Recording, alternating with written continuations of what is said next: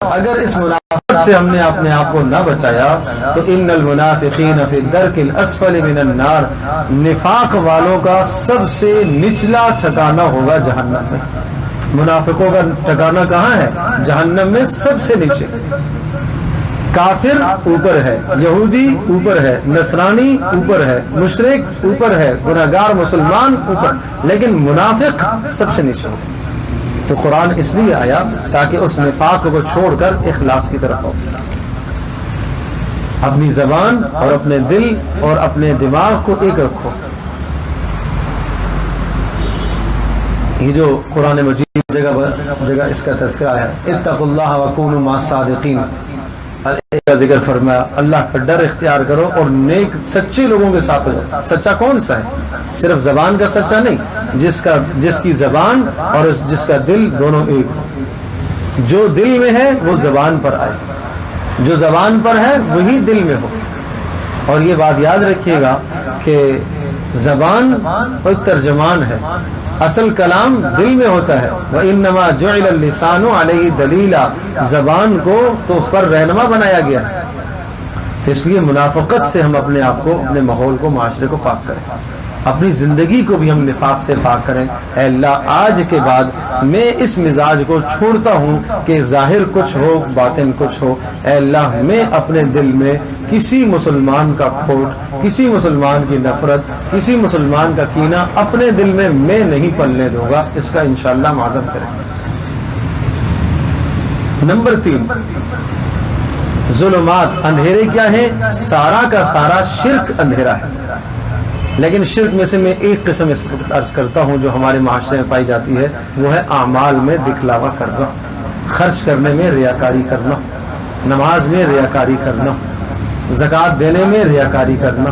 کوئی بھی عمل کر رہے ہیں اس لیے تاکہ لوگ کہیں کہ یہ بڑا عمل کرنے والا ہے۔ یہ بہت بدترین سوچ ہے، بہت بری سوچ ہے۔ اور آپ جانتے ہو رسول پاک صلی اللہ علیہ وسلم نے ارشاد فرمایا، ایسے لوگوں سے جہنم کو جلایا نہیں بھڑکایا جائے گا۔ آگ جل رہی ہو، پیٹرول ڈالو تو اور جلے گی، پہلے سے جل رہی ہے۔ تو یہ 3 قسم کے لوگ، ایک عالم، مالدار اور شہید، یہ 3 قسم کے لوگ جہنم کے اندر جا کر پیٹرول کا کام دیں گے، بھڑکے گی ان سے جہنم۔ وہ عالم جس نے واعظ کیا، نصیحت کی، لیکن ریاکاری کی۔ وہ سخی جس نے مال کیا، خرچ کیا، لیکن ریاکاری، دکھلاوے کے لیے کیا۔ اور وہ اللہ کے راستے میں جان پیش کرنے والا جس نے جان قربان کی، لیکن دکھانے کے لیے کی تاکہ لوگ بہادر کریں۔ اس لیے اپنے اعمال میں اخلاص پیدا کریں۔ تو کفر سے بھی اور نفاق سے بھی اور شرک سے بھی اپنے آپ کو بچانا ہے۔ اور نمبر 4، شکوک اور شبہات، یہ بھی اندھیرا ہے، اس اندھیرے سے روشنی کی طرف ہو۔ شکوک شبہات کیا ہے؟ ایک آدمی دعا کر رہا ہے، ساتھ ساتھ تردد ہے، پتہ نہیں اللہ پاک میری سنے گا یا نہیں سنے گا، یہ شک ہے۔ یہ شک والا ایمان اللہ کا معتبر نہیں ہے۔ اس ایمان کو شک سے نکالو، یقین پر لے کے آؤ۔ تو حضرت ابو دردہ رضی اللہ تعالیٰ عنہ، کسی نے کہا مکان جل گیا، کہتے ہیں نہیں جلا، پھر کہا جل گیا، نہیں جلا، پھر کہا جل گیا، پھر کسی نے آگے کہا کہ نہیں، مکان کے شرارے آپ کے گھر کے پاس پہنچے اور آگ بجھ گئی۔ کیا مجھے یقین تھا نہیں جلے گا؟ آپ کو کیسے یقین تھا؟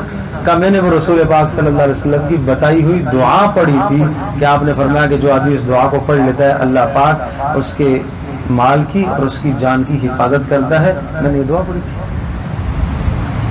تو دیکھو کتنا یقین تھا۔ ظاہر نظر آ رہا ہے جلتا ہوا، لیکن اللہ کے نبی کے پر اتنا یقین ہے، آپ کی بات پر اتنا فرمان پر یقین ہے تو کہ ظاہر کی خبر کو جھٹلا دیا، تکذیب کر دی کہ نہیں ہے ایسا، نہیں ہے ایسا۔ تو ہم بھی اپنے ایمان میں یقین پیدا کریں۔ نیکی کر رہے ہو، خوش ہو اندر سے، اللہ اس پر مجھے اجر دے رہا ہے، اللہ اس پر مجھے صلہ دے گا، ضرور دے گا۔ تو ارشاد فرمایا لِتُخْرِجَ النَّاسَ مِنَ الظُّلُمَاتِ إِلَى النُّورِ، ہم نے قرآن مجید اس لیے نازل کیا ہے تاکہ آپ اندھیروں سے روشنیوں کی طرف آؤ، تاکہ آپ کفر سے ایمان کی طرف آؤ، تاکہ نفاق سے اخلاص کی طرف آؤ، تاکہ شرک سے آپ توحید کی طرف آؤ، اور تاکہ شکوک اور شبہات سے آپ 100% یقین کی طرف آؤ۔ یہ قرآن کے نازل کرنے کا مطلب ہے۔ اس میں نور ہے، اس میں روشنی ہے، اس میں ہدایت ہے، اس میں ہمارے لیے سبق ہے۔ تو میرے عزیز دوستوں اور بزرگوں، جس طرح سے ایک دور ابھی آپ نے رمضان میں سن کر نکالا ہے، حافظ صاحب نے سنایا، اللہ پاک جزائے خیر دے، اور آپ حضرات نے سنا ہے ماشاءاللہ الحمدللہ، اسی طرح سے میں درخواست کروں گا کہ ایک دور تفسیر پڑھ کر بھی آپ نکالیں، کسی مستند عالم کی نگرانی میں آپ تفسیر کا مطالعہ کریں، کسی کے پاس آگے بیٹھ کر قرآن کی تفسیر سیکھیں، قرآن کا معنی اور مطلب جانچنے کی کوشش کریں۔ اس طرح سے اپنی زندگی بدلے گی کہ اللہ پاک کا کیا پیغام آیا ہے۔ اتنے عرصے سے میں قرآن کی تلاوت کر رہا ہوں، 15 سال سے، 20 سال سے، 40 سال سے، لیکن ابھی تک نہیں پتا کہ اللہ کا کیا پیغام آیا ہے، تو کتنی بد نصیبی۔ اس لیے میرے عزیز دوستوں اور بزرگوں، اس کی بھی کوشش کرو۔ یہ ایک سال میں اگر آپ کا یہ دور تفسیر کا نکل گیا تو اللہ پاک کے کچھ نہ کچھ مضامین، احکام آپ کے ذہن میں آ جائیں گے، تو آپ ان اندھیروں سے بچ جاؤ گے، روشنیوں کی طرف آؤ گے، اور یہی روشنی اور یہی نور قیامت کے دن آپ کو کام آئے گا۔ یہ قرآن کا نور اور یہ قرآن کی روشنی، یہ آپ کو قیامت کے دن کام آئے گی۔ آپ علیہ الصلوۃ والسلام نے دعا کی ہے، اے اللہ اس قرآن کو ہمارے دل کی بہار بنا، اے اللہ اس قرآن کو ہماری آنکھوں کا نور بنا، اور یہ نور قیامت کے دن آئے گا کام۔ یوم یقول المنافقون والمنافقات للذین آمنوا انظرونا نقتبس من نورکم، قیامت کے دن منافق ایمان والوں سے کہیں گے، گناہگار ظالم نافرمان ایمان والوں سے کہیں گے، ارے رک جاؤ تھوڑا سا ہمیں بھی نور لینے دو، اس لیے کہ وہاں اپنے اپنے نور کے ساتھ جنت میں جائیں گے۔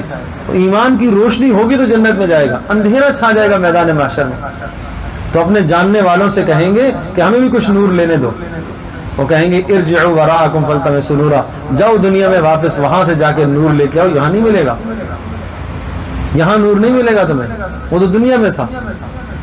ینادونہم الم نکن معکم، وہ گناہگار، وہ نافرمان، وہ کافر مسلمانوں سے، اپنے جاننے والوں سے کہے کہ دنیا میں ہم ساتھ اٹھتے بیٹھتے نہیں تھے، ہم ساتھ کھاتے تھے، ایک مجلس میں ہمارا کاروبار ساتھ تھا، ہمارا گھر ساتھ تھا، ہم پڑوسی تھے، آج ہمیں تم نور نہیں دے رہے ہو یہاں کا؟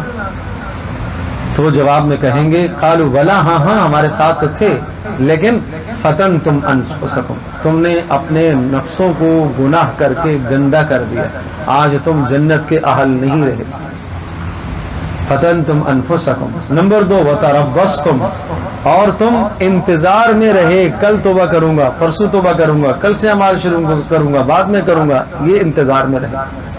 ورتبتم، اور تم شک میں رہے کہ قیامت آئے گی نہیں آئے گی، پتہ نہیں حساب ہوگا نہیں ہوگا، دیکھی جائے گی بات۔ ورتبتم وغرتکم الامانی، اور لمبی لمبی امیدیں تم باندھتے تھے دنیا کے اندر، یہ 4 جرائم تھے تمہارے، تمہیں یاد ہے؟ لہٰذا ان 4 جرائم کی وجہ سے آج تم جنت کے اہل نہیں رہے ہو۔